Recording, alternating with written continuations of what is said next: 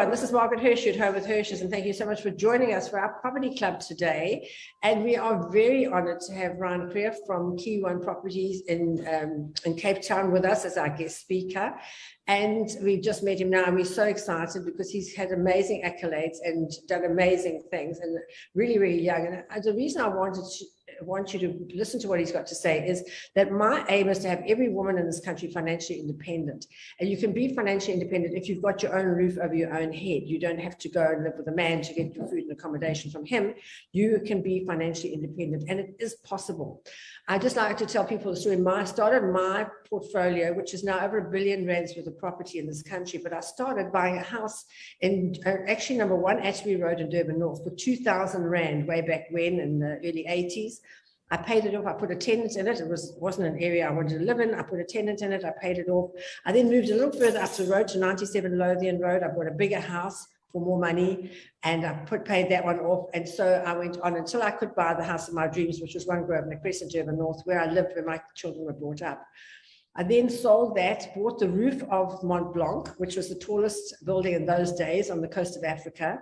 I built 2 stories on top where I lived, and I absolutely loved it there. And so, of course, the beachfront went, so it wasn't that nice anymore. And so I moved back into Umhlanga. But I think, you know, all the way along the way, you can definitely make money on property. And at Hirsch's, we bought our first building in Schlongerhoek Drive for 20,000 Rand. And today I get 65,000 Rand a month rent for it. So you can definitely make money on property. I'm living proof of it. Ryan's living proof of it. And we want you all to be living proof of it as well. So hopefully everybody's joined us now. The buzz has gone out on Facebook. And Ryan, if you wanted to distribute to your team, you can just follow me on Facebook, and it'll automatically go to your team as well. But I'm just going to ask Glenda to come in and introduce Ryan, because we don't all know that much about you. So Glenda, come on in from Australia. Yes, hi everyone. I'm from Australia. Obviously, Margaret's in South Africa, and Ryan's in the West. Margaret's in Durban right now, and Ryan's in the Western Cape. And the reason that we wanted Ryan to come on board is because the Western Cape has become so trendy right now, with so many Gautengers moving there. And Ryan, we want to know how it's going from your side and what is happening. And just to let you know, Ryan is an absolute mover and shaker in the property industry in the Western Cape. He's also an investor and an offshore equity investor, a property investor and offshore equity investor. He concluded over 6 billion rands worth in real estate transactions over the years, and he's only 33. So it really is an honor to have you on board. He's traveled extensively. He lived in Australia for 3 years. So maybe you could touch on that subject as well, Ryan, but very good to have you on board, and the floor is yours. Thank you. There you go. Thank you, Glenda, and thank you, Margaret. Yeah, really appreciate the invite, and yeah, lovely to interact with you today. So yeah, I mean, you hit the nail on the head. There's definitely a huge influx of purchases coming down from Johannesburg at the moment. We're also seeing quite a large influx from places like Durban and Port Elizabeth. The last time we saw that sort of semigration was between 2015 and 2018. Where it was, really quite aggressive, and we saw property markets in the Western Cape in some areas actually increasing up to 40% per annum. So it was very significant. We're slowly starting to see that trend, coming through again, which is exciting. Hotspots for particularly the Gauteng purchases, I would say, are coastal areas. The Western Seaboard in particular has seen fantastic growth over the past few years. I think now with COVID and perhaps the need or there's a less need to be close to the city. So we're seeing a huge influx of purchases moving outward to areas like Simonstown, Hermanus, parts of the Western Seaboard, Atlantic Seaboard. So yeah, a lot of the semigration is moving out to those parts, and it's definitely propping the market up, which is something fantastic to see, because I think when COVID really started hitting in early 2020, a lot of economists were wondering, what is going to happen to the property market. But I think that a combination of historical low interest rates, and the semigration that we've seen in the Western Cape has kept the market propped up quite nicely. Yeah, no, it has. But the property prices down there have really, really gone through the roof. Now, for the normal person who needs to get a bond and to get somewhere really nice to live, I always say to them, get somebody in a not so good area, buy something, do it up, sell it, and then buy something in a better area. But they're worried about property, the capital gains tax. Now, how does it work? You can have one property to up to R1 million and you don't pay capital gains tax. How does that work? Do you know? Yeah. So the first 40,000 of your gain, or the first, so let's say your gain is roughly around 500,000. Typically, 18% of that would be contributed towards capital gains tax. So I think it works out to roughly about 250 or 300,000 of the gain, which is initially tax free. So there's a very nice exemption with that. But with investing, you're going to make money, and there is going to be a component of capital gains tax that you're going to have to pay. But at the end of the day, you're still making money. Rather have half of something than all of nothing. Or if you don't invest, you'll have all of nothing. So yeah, that's the way to go. Yeah. Now, tell me, there's a lot of talk about people wanting to make the Cape into its own country. You heard Rob Hirsch's speech about, let's turn this into our own country. Obviously, that's never going to happen. But I do find the Cape is very different from the rest of the world. But the thing is, as you said, people want to go to the beach town, the beach area, like Camps Bay and Sea Point and that. But those flats there have gone up astronomically in the last couple of years. How does one get around that? Well, interest rates are still on a fairly low base. What has also been great to see is developers have come into the market with smaller units. They call them micro apartments. So your one bedrooms are anything between, let's say, 35 square meters and 45, and your two bedrooms are ranging between around 50 and 70 square meters. So they're small, but what it has done is that it's given people the option to get their foot in the door in places like, the more expensive places like an Atlantic seaboard. Signatura, the Berman brothers, are two developers right now that have been doing some fantastic developments in the Sea Point, Greenpoint area. So, it has kind of, because I know what you mean. 5 years ago, you couldn't find an apartment for less than 3 million on the Atlantic seaboard, or at least it was very rare. So that has added a very nice element for investors to get in at more affordable rates. Mm-hmm. And, with interest rates still being fairly low, yes, we are potentially on an upward trend. The opportunity to get bonds and finance is still out there. If you compare it to the 2000s, you'd probably know, Margaret, the interest rates went almost to about 20. It was quite a radical time to be an investor. But now with the prime rate, still around the 10 market, it's manageable. Yeah, now Cape Town was voted the best city in Africa to live in. So, obviously you think it is because you live there. I must say that I found Cape Town a little bit slow. I'm used to Joburg. I love the speed of Joburg and I love the buzz of Joburg. Do you find when people come down there, they've got to sort of slow down? So places are more expensive, but they've got to slow a whole different atmosphere in Cape Town. Yeah, it definitely is. They used to call it the kind of the fishing village of South Africa. So definitely a lot more laid back. What I will say is that brokers in particular that come down from Joburg do have that little bit of an advantage, because like you said, they're used to that hustle and bustle and high energy. And same with investors, because I think the people that they're competing against in the Western Cape are maybe a little bit more laid back. But I think you've hit the nail on the head. The way Cape Town is run with the DA, it's really helped Cape Town stand out as a destination. And it's amazing to see what the DA have been doing just in terms of investment within the Western Cape. They put a lot of money into infrastructure. And I think that that's also propelling property prices up. So as an investor, it's a very good space to be in.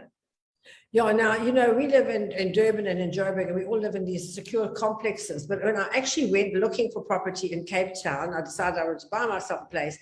And the states, like here we've got Mount Edgecombe Country Club, we've got all the, you've got Val de Vie down there.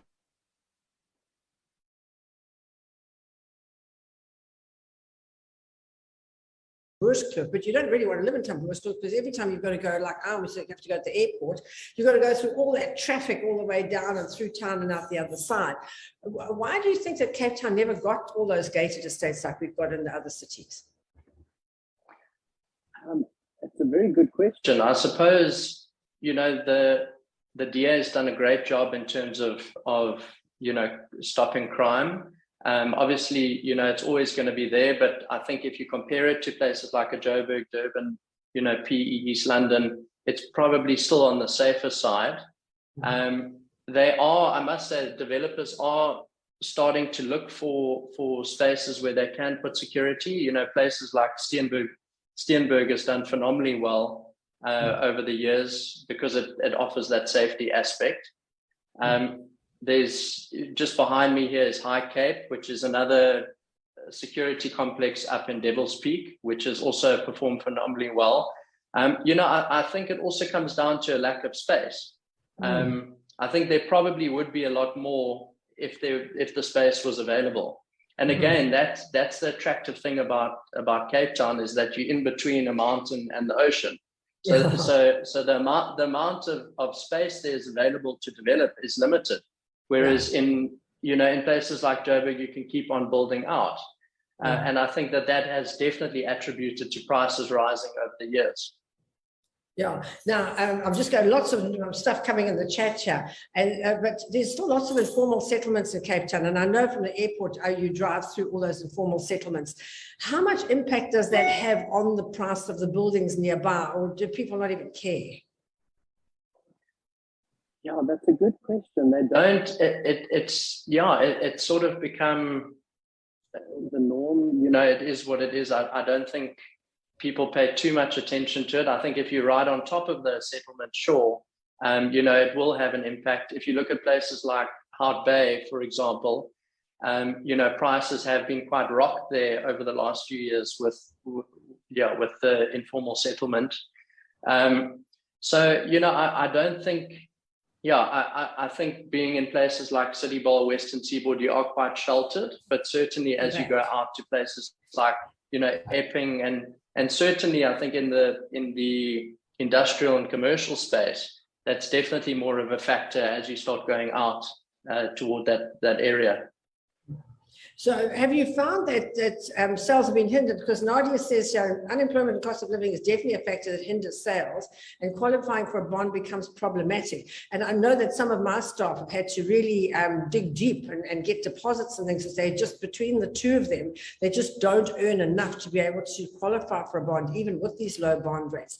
How difficult is it for people to get bonds at the moment?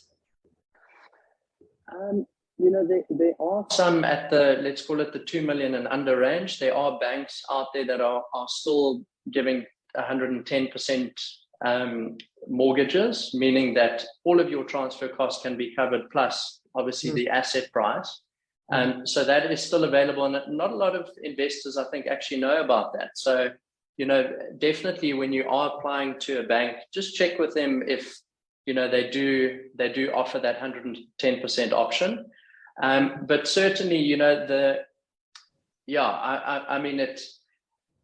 since the financial crisis in 2008, the banks have definitely got more stricter, just in terms of the lending criteria, and they only take, 30% of your disposable income, et cetera, et cetera. So there is something that is getting a lot more traction now, which is fractional ownership. I know there was recently a development last week which sold out in 40 minutes in the southern suburbs. And,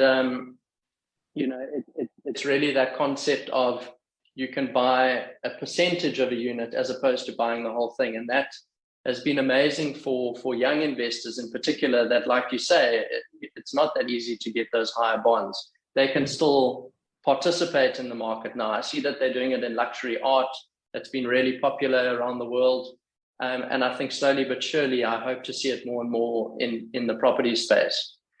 But, just back to the question, I think we are starting to see a bit of a shift now, because we are in a hyperinflationary environment, and that is putting a lot of downward pressure onto disposable income, which obviously does affect affordability at the end of the day. What I would say is just try and put a little bit aside, every month for deposits, so that down the line, you eventually can make that initial investment, and then hopefully follow your path, Margaret, where you bought one and flipped it and moved on, and eventually, have a highly successful portfolio. Now, in the Cape, a lot of the visitors there were overseas visitors. I know I've got a shop in Somerset West, and our clientele was mostly German and Italian. And of course, with COVID, that all fell away. Have you seen them starting to come back now? Because, to a lot of them, they had those lock up and goes. They bought in places like Satari. I know I've got a friend in Australia who bought in Satari off plan and has never, ever seen the place. It got completely put tenants in and he's never seen it. But now he's coming out and he wants to take it back. Have you seen an influx of new investors from overseas, because they were the ones who initially pushed the prices up in Cape Town? Yeah, absolutely. So the rand is still it's relatively weak. I think it's sitting around 16 to the dollar, so that definitely plays a significant role in purchases coming from the likes of Europe and the States, which is, now that we've got that direct flight from the Western Cape to, I think it's New York, that has really helped kind of increase the tourism of, Americans coming down to the Cape, and they fall in love with it. So that's been a great market to tap into. So, I think in the last probably 12 months, our cash transactions have increased by 20%. That is definitely due to foreigners coming down, for them at 16 to 1, or the euro being 17.5, roughly, that again is quite a nice discount for them. So they're coming in and pouring a lot of cash into the market. That is definitely pushing up prices. It also, particularly at the higher end, can make it quite difficult for locals to compete, because a lot of them are putting in offers with a bond component.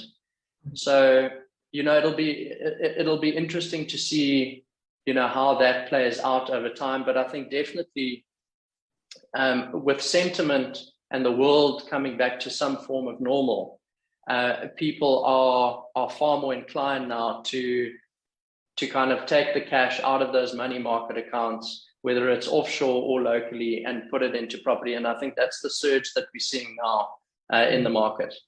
Oh, wow. Now tell us, what are the most popular areas in Cape Town at the moment? Where are people buying the most, would you say? Sure. I saw that signature one that came in of the Rose, their new one, the Rose, and those apartments are minute. The bed and you open the oven, it literally touches the bed. That's how small they are. But people are buying them. They sold them in no time flat. It was incredible, I thought. But but what would you say is the most popular? Because, during COVID, we saw a lot of people moving from big houses into the townhouses. The people whose kids had left, they said, I don't need this big house. I haven't got a servant anymore. I'll go to a townhouse. Then you saw people who were living in townhouses with 3 kids say, oh my gosh, these kids are driving me mad. Let me get a house so I can move. So there was a lot of people sort of changing from one to the other. But what would you say the top areas are? Obviously, Sea Point will always be popular, and those prices have gone through the roof now. So they're over, out of the reach of most people. And Constantia, those beautiful houses there, Bishop's Court, those magnificent houses. Are those big expensive houses still selling? Yeah, so throughout, when COVID was at its worst and there were a lot of restrictions and that sort of thing, those higher end property sales pulled back quite substantially in the likes of, Constantia, Bishop's Court, Fresnay, Egerville, etc. And that more had to do with sentiment. People were kind of sitting on the fence and saying, how's this going to play out? Now that it's, we're reaching some form of normal, people are definitely starting to get into those high-end transactions. I mean, in last year, I mean, we had, not very many luxury sales. This year has been a completely different story. And that again also talks to, on the luxury end, the international purchases coming down. I think if you look at the hot spots at the moment, definitely western parts of the Western Seaboard, Blouberg, those Parklands areas have really gone through the roof because people have been able to sell their apartment, let's say, as an example, in the City Bowl for 3.5 million, and they can buy a house out in Parklands, and like you say, get the space. So those are, Western Seaboard. I mean, it's pretty buoyant all over, to be honest, Margaret. I mean, northern suburbs, again, offering really good value for money. People don't need to live near the city. So again, they're moving out, to get the space. So, I think Cape Town's there's a lot of factors for Cape Town right now, which is making it an extremely attractive investment. And of course, there's still the student accommodation. I know that I've got a whole lot of flats at Obbs Court, which is student accommodation. And I must be honest, right through COVID and everything, the students came, they paid. Although a lot of student accommodation is now for young professionals, that's all they want. They just want a small place that's a lock up and go. And then that's also very good. But tell me about furnished apartments. Are furnished apartments popular there?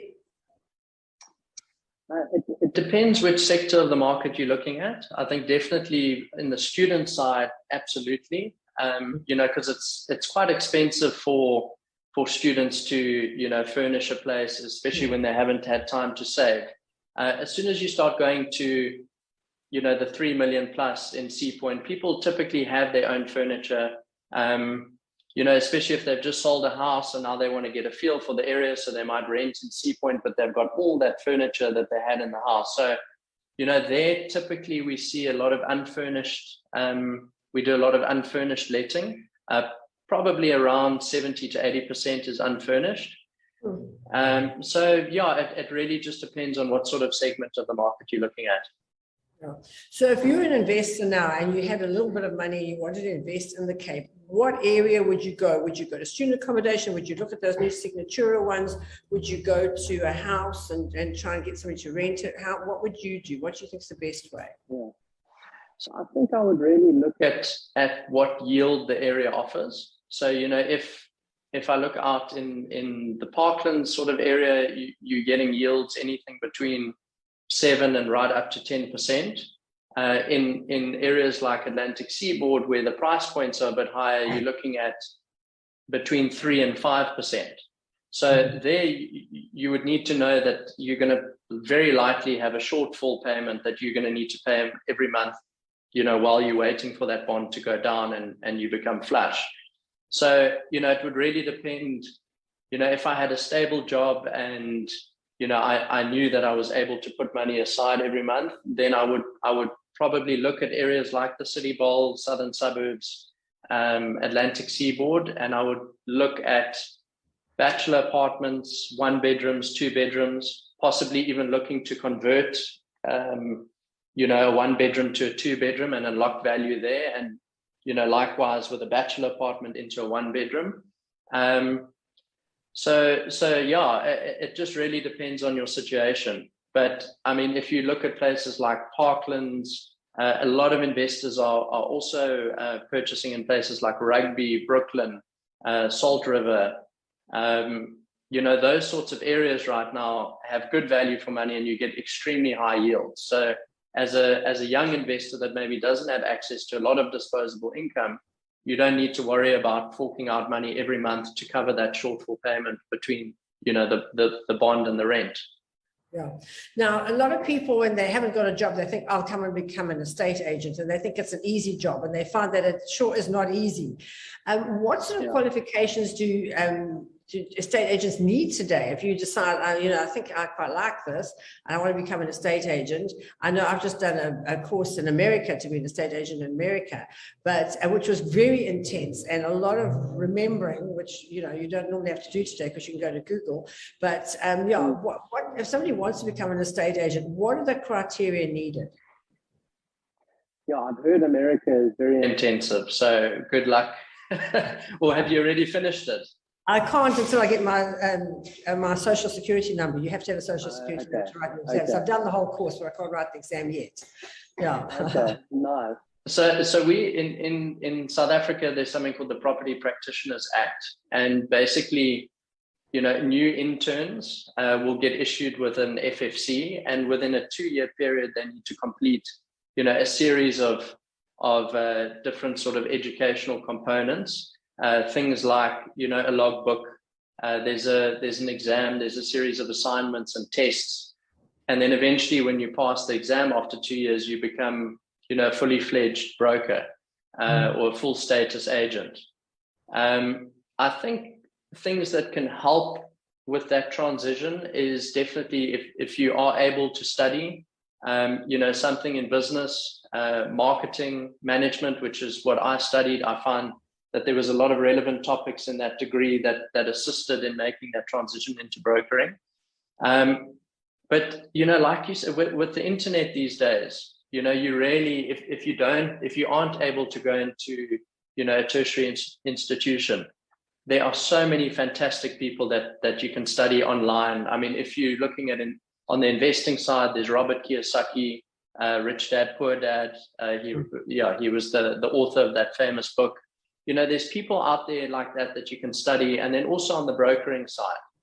So, at Key One, we put together, very, very intensive training as well. So, I mean, we fully geared to take people out of high school and train them up, very quickly and get them into a place where they're out in the field. There's a lot of mentorship roles that we put together.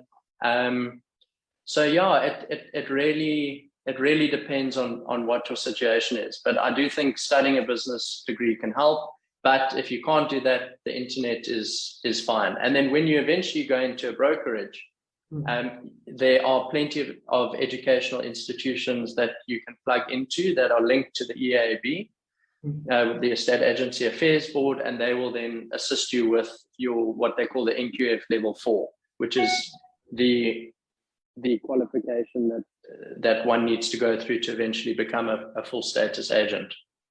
Now, if you weren't in property, what business do you think you'd be in? Geez, Margaret, I've never thought of that. Good question. I would love to. Yeah, I think I would go into maybe angel investing, where if I had the capital, I would love to go into businesses that are maybe struggling, and put a management team in place to turn them around. Or offshore investing, I find it quite fascinating. Although, I mean, I think most of the time it's a fool's game because no one knows if the market's going to go up or down. But it's an interesting space to be. Yeah, I always say I sell toasters and kettles for a living, but my absolute passion is property. I love property and I work with it all the time. And I personally made a lot of money from property. And yes, I paid a lot of tax on it too. But, I always say to people, rather have half of something than all of nothing. And so my advice to people is to go out and start small. I don't know what your advice is with people. I say start small, build up and flip the properties. And if you can live in them as well. And I say to people, before you have your children, buy a small place, do it up, get to a better place, do it up, get to a better place. So by the time you have your children, you're in where you want to be, which is what I did. What's your advice to people who want to actually start out in the property market? Well, I mean, I think your advice there is spot on. If you're buying a place to live in, when it comes to your CGT tax, you have a 2 million rand exemption. So, unless that property, however long you stay there, provided it doesn't go over 2 million, you're actually not going to have any CGT. which is great. If you're obviously purchasing to lease it out from day one, it's a different story because it falls into the investment category. But definitely just starting small. I mean, you learn so much, you know, through each property transaction. You learn about, you know, the financing, the legal side. It's just a whole, you know, eye-opening new world. And I think once you learn that, it gives you the confidence to keep on building and do the next one. And like you say, flip and, you know, keep on progressing. Yeah, so we've only got literally 1 minute left now of our 30-minute talk. And so just talk about transfer duty, because that's always a big bone of contention. You know, you save up, you've got the money for the house. Oh my God, I've got this 10% roughly for transfer duty. And that's why we go for 110% bond. How important is it to make sure that you've got all that transfer duty ahead of time, you know, or in case you don't get the 110% bond? Yeah. Well, absolutely vital, because I mean, without that, the transaction won't go through. So, you know, on the sort of million and under, transfer duty is thankfully very low. You know, there's a large component that's actually transfer duty exempt. But certainly, as you start going to the 3s, the 4s, the 5 millions, it can start getting expensive. So definitely, just put money aside for that. You know, just in case you don't get that 110% bond. But you can speak to someone, you know, we work with Better Bond, speaking to a consultant there and just sort of find out what the likelihood of it would be to actually get that 110% bond. Because if you know that you can likely qualify, you know, then you can go into the market with confidence. Now, just quickly, something that's just come up now is, what about suspensive sales? So a lot of older people want to get out of the big house, but they're battling to get their price on it. But young people want to buy it, can't afford it. So in the old days, there was a suspensive sale where you could buy it and sort of pay off the capital deposit as well as your monthly payment. Is that still a viable option? Sure. In 11 years, I haven't seen something like that. Yeah, I don't know. Yeah, did that have something to do with the tripartite? What did they? No, there was that. In the old days, you could do a suspensive sale. I also haven't heard of it for a while. So, but somebody else has just written in here, about suspensive sales. Yeah. So, anyway, look, I'm sure if you have the right seller that's happy to agree on that. I mean, you hear it with car financing all the time. So, you know, definitely, I think if you have the right person that you're working with, I'm sure they would be open to it. Fantastic. Well, there we go. We're over our time, but thank you so much for being on the show today. We really enjoyed having you there. It's amazing to see that business is still good and you're still doing so well through all the COVID and all the just bits and pieces. You've survived and thrived, and well done on being 33 with your degree and in a business, and a thriving business at that. We're very proud of you. You're a very good role model to all the people coming up through school, and I hope that a lot of school leavers heard that they can go straight into a training program and maybe even get there as fast as you did. So thank you so much for being on the show today. We really appreciate it. You really enlightened us a lot about the Western Cape, and we wish you all the best going forward. Thank you. Thank you so much, Margaret, and thank you, Glenn. And thanks for everything you're doing as well. Really appreciate it. Thank you.